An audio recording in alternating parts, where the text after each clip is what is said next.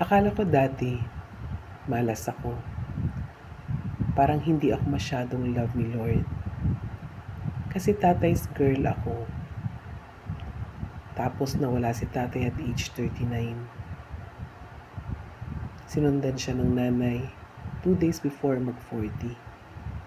Maaga kaming naulila at sa isip ko noon, bakit ako? Bakit kami? Naniniwala ako noon na kailangan kong maging independent, na hindi ako dapat umasa kahit kanino. Pinilit kong maging strong, pinilit kong maging breadwinner, pinilit kong patunayan na kaya ko. Pero sa totoo lang, may galit, may pride, may takot.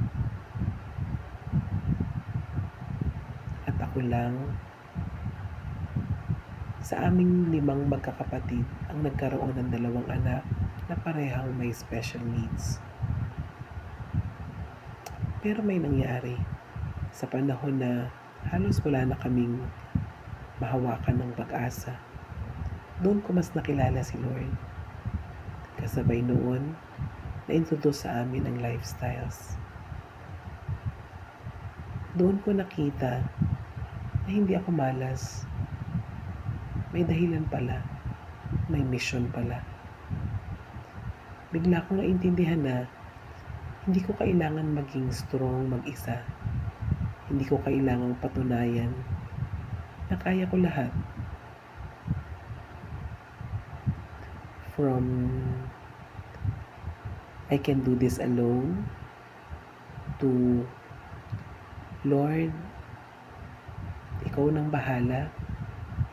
At ngayon, naniniwala ako na ang mga anak ko, hindi sila burden.